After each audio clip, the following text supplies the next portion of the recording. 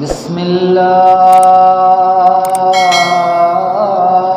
الرحمن الرحیم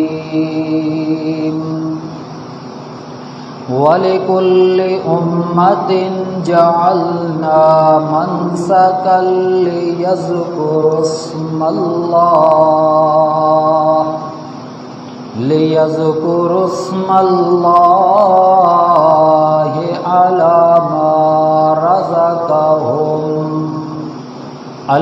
ما رزقهم من بہیمۃ الانعام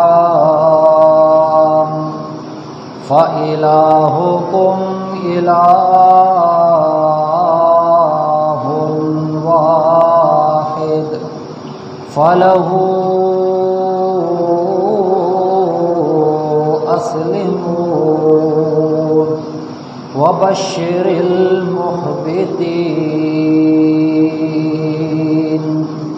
سبحان ربك رب العزة عما يصفون وسلام على المرسلين والحمد لله رب العالمين۔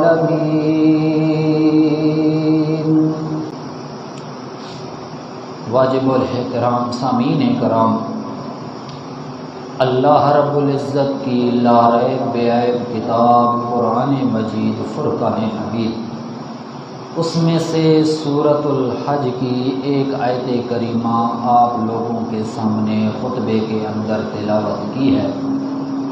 اللہ رب العزت کے آگے دعا گو ہوں کہ اللہ رب العزت مجھے صحیح حق بیان کرنے کی، آپ لوگوں کو سن کر بڑی توجہ اور دھیان کے ساتھ سمجھنے کی، پھر ہم دونوں فریقوں کو اللہ رب العزت اس پر عمل کرنے کی توفیق عطا فرمائے۔ ماہ ذی-القعدہ کا بابرکت اور عظمت والا حرمت والا مہینہ ہمارے زندگیوں کے اندر رواں ہے، اور یہ وہ مہینہ ہے جس کو میرے پاک پیغمبر محمد مصطفیٰ صلی اللہ تعالی علیہ وسلم نے ایک تو حرمت والے مہینے کی وجہ سے فضیلت دی ہے، اور دوسرا حج والے مہینے کو قرار دے کر حج والے مہینے کا بتا کر اس کی فضیلت بیان فرمائی ہے۔ باقی اللہ رب العزت نے اس مہینے کو اس فضیلت سے بھی نوازا ہے کہ یہ حرمت والے مہینوں کے ساتھ جس طرح ذی-القعدہ والا مہینہ ہے، اس کے بعد آنے والا ذی الحج والا مہینہ وہ بھی بڑی بابرکت والا اور عظمت اور شان والا مہینہ ہے۔ اس وجہ سے اللہ تبارک و تعالی نے، کیونکہ اس مہینے کے اندر بہت بڑا مسلمانوں کا اسلامی تہوار منایا جاتا ہے جس کو عید الاضحیٰ کہتے ہیں، اس نسبت سے بھی اس مہینے کی بھی بڑی شان اور بڑی عظمت ہے۔ تو میرے پاک پیغمبر محمد الرسول اللہ صلی اللہ تعالی علیہ وسلم نے جہاں حج والے مہینے کی حج کی فرضیت اور اہمیت اور فضیلت بیان فرمائی ہے، وہیں پر عید الاضحیٰ کے موقع پر جو لوگ صاحب استطاعت ہیں وہ حج کرتے ہیں، اسی طرح جو لوگ صاحب نصاب ہیں حسب توفیق ان کے پاس 52.5 تولے چاندی کا نصاب موجود ہے تو وہ قربانی کرتے ہیں۔ تو اللہ رب العزت نے قربانی کی بھی بڑی فضیلت بیان فرمائی ہے۔ جس طرح حج کی فرضیت اور فضیلت ہے، اسی طرح قربانی والے دنوں کی بھی فضیلت ہے اور قربانی کرنے والوں کی بھی فضیلت ہے، اور قربانی کرنے والے ایام کے دنوں کی بھی بڑی فضیلت ہے۔ تو قربانی کئی قسم کی ہوتی ہے۔ ایک سب سے بڑی قربانی جو ہوتی ہے وہ انسان کی جان کی ہوتی ہے، اور اس کے بعد دوسرے نمبر پر جو قربانی ہوتی ہے جو ایثار ہوتا ہے وہ ہوتا ہے اپنے رشتہ داروں کے اندر یا اپنی اولاد کے اندر۔ ان کی قربانی اگر مانگی جائے تو وہ بھی مسلمان آدمی کبھی بھی اس قربانی کو دریغ نہیں کرے گا۔ اسی طرح ایک قربانی ہوتی ہے انسان کے مال اور دولت کی۔ جس کے پاس اللہ تبارک و تعالی نے اس کو مال دیا ہے، دولت دیا ہے، حسب طاقت حسب استطاعت وہ اللہ کی رضا کی خاطر قربانی کرتا ہے، اس کی بھی ایک قربانی ہے جو اپنے مال کو داؤ پر لگا کر خالصتاً اللہ کی رضا اور خوشنودی حاصل کرنے کے لیے وہ قربانی کرتا ہے۔ تو یہ کئی قسم کی قربانیاں ہوتی ہیں۔ سب سے پہلی قربانی جان کی قربانی، اس کے متعلق بھی اللہ کا قرآن گواہ ہے کہ ابراہیم خلیل اللہ علیہ السلام پر جس وقت اللہ کی طرف سے قربانی دینے کا وقت آیا کہ اپنی جان میرے سپرد کر دے، تو حضرت ابراہیم خلیل اللہ علیہ السلام نے اپنی جان کو، اپنی ذات کو آگ کے اندر ڈال دیا، اور اللہ کا حکم ہوا قلنا یا نار کونی بردم وسلاما یا ابراہیم، کہ اے آگ تو اب ابراہیم کے لیے ٹھنڈی ہو جا، اور ایسی ٹھنڈی ہو جا جیسے خوشگوار آگ ہوتی ہے، اور جیسے سردیوں کے اندر زیادہ ٹھنڈ نہ محسوس ہو، گرمیوں کے اندر زیادہ گرمی محسوس نہ ہو، بلکہ درمیانی حساب سے تو اس کے لیے ٹھنڈی ہو جا۔ لیکن ابراہیم علیہ السلام نے اپنے آپ کو آگ کے اندر پھینک دیا، لیکن قربانی سے کبھی دریغ نہیں کیا۔ اسی طرح حضرت ابراہیم خلیل اللہ علیہ السلام پر مال و دولت کے سے پہلے اللہ تبارک و تعالی نے ایک اور امتحان لیا، ایک اور قربانی لی، اور وہ یہ قربانی تھی کہ اپنی بیوی اور بچوں کو وادی غیر ذی زر کے اندر چھوڑائے۔ ایک قربانی یہ بھی تھی کہ سارا ملک، اپنا شہر، اپنا وطن، حتیٰ کہ اپنے گھر سے بھی ان کو بے وطن ہونا پڑا، گھر سے بے گھر ہونا پڑا۔ یہ ساری کی ساری جو بھی امتحانات، جو بھی آزمائشیں میرے پاک پیغمبر جد الانبیاء ابراہیم خلیل اللہ علیہ السلام پر آئے، اللہ تبارک و تعالی کی طرف سے قربانیوں کا سلسلہ چلا۔ ابراہیم علیہ السلام نے، اللہ کریم فرماتے ہیں وَإِذِ ابْتَلَىٰ إِبْرَاهِيمَ رَبُّهُ بِكَلِمَاتٍ فَأَتَمَّهُنَّ، اللہ کریم نے فرمایا ابراہیم علیہ السلام تمام کی تمام قربانی اور بھینٹوں سے ابراہیم علیہ السلام 100% نمبر لے کر پاس ہو گئے۔ تو یہ قربانیاں ہوتی ہیں، اور ایک قربانی وہ ہوتی ہے کہ انسان اپنی مال و دولت کو جو اللہ تبارک و تعالی نے اس کو دی ہے وہ اللہ کی رضا کے اوپر خرچ کر دے۔ تو یہ ایک قربانی ہوتی ہے۔ جو انسان استطاعت رکھتا ہے، طاقت رکھتا ہے، اللہ تبارک و تعالی نے اس کے لیے حکم دیا ہے کہ وہ قربانی کرے۔ وہ قربانی بھی پہلی شریعتوں کے اندر اور تھی، اب اس شریعت محمد الرسول اللہ صلی اللہ تعالی علیہ وسلم کے اندر اور ہے۔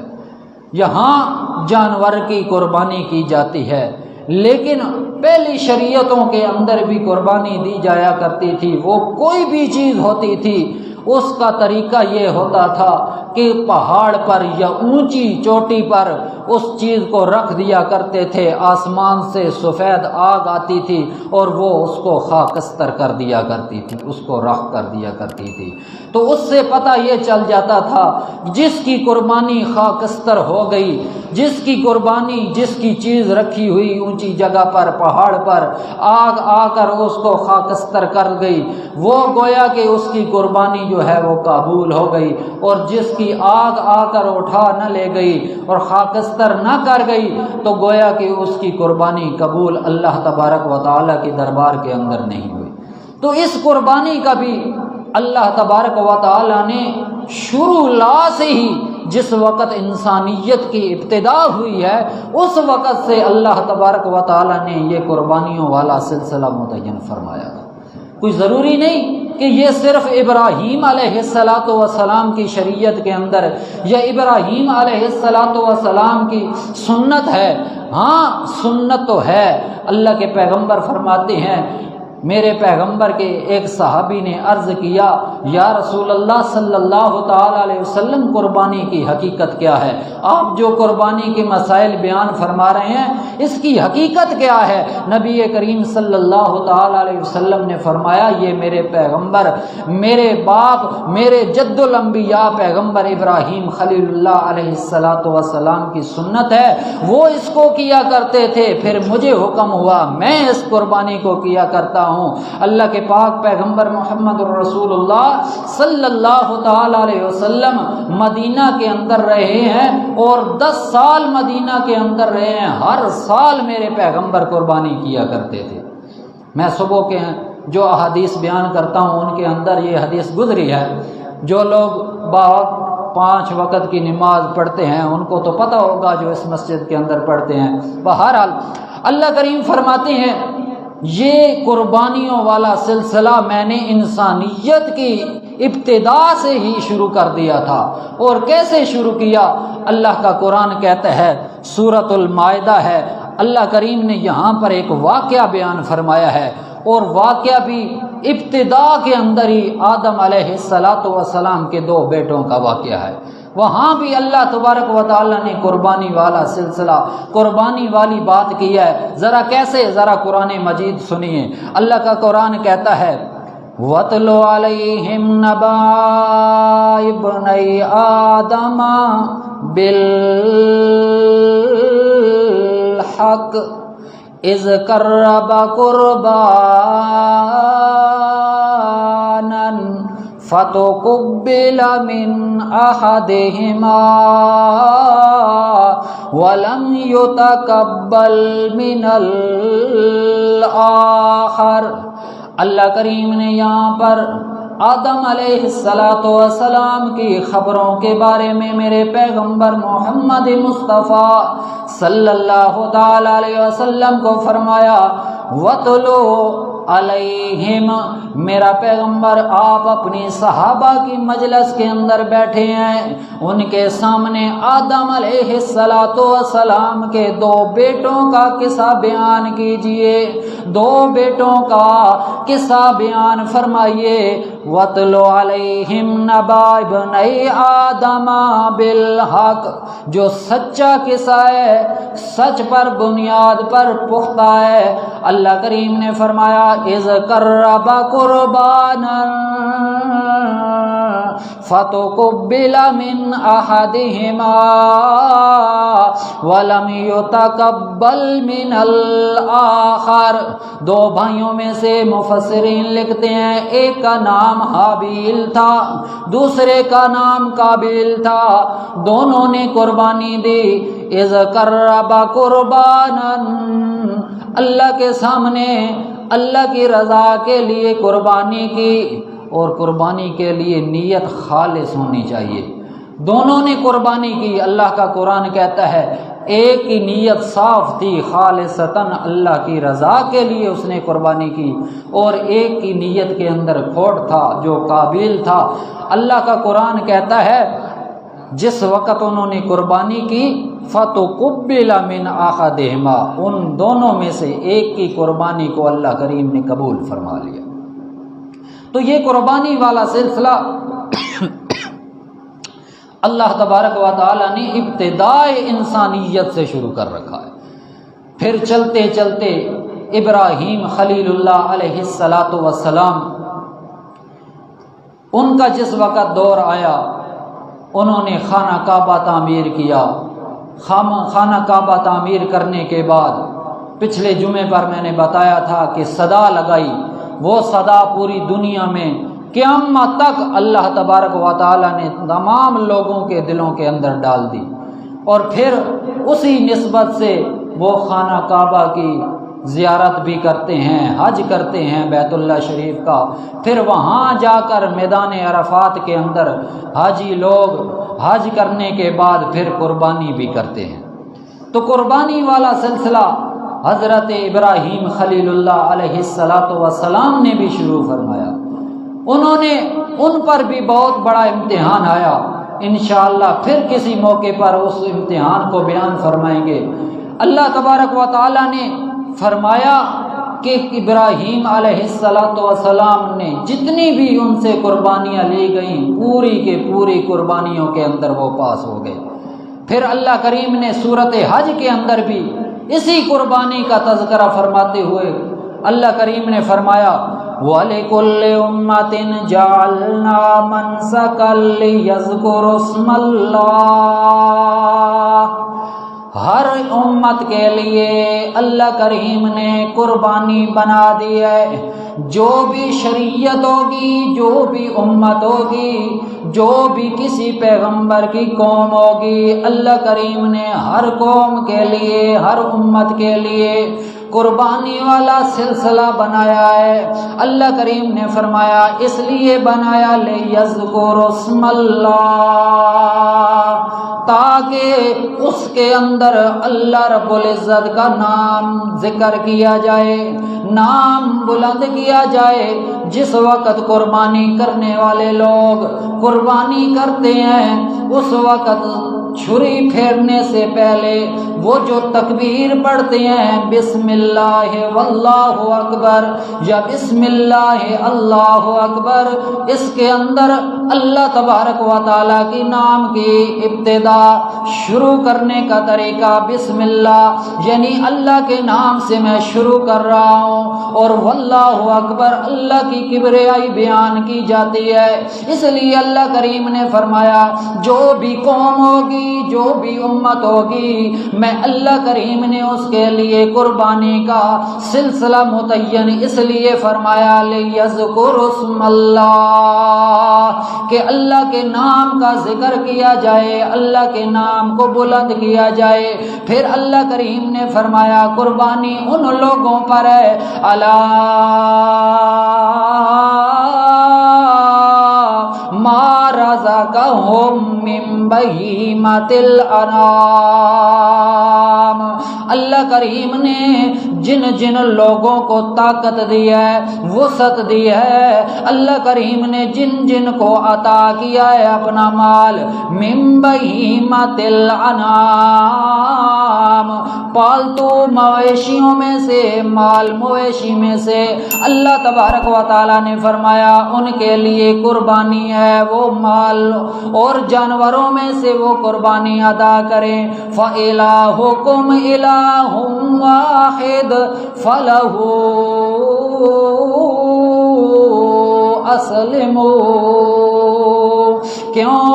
اس لیے کہ جو اللہ کریم نے، وہ خالق ہے، وہ مالک ہے، وہ ذات جس ذات نے تمہیں قربانی کا حکم دیا ہے وہ وحدہ لا شریک ذات ہے۔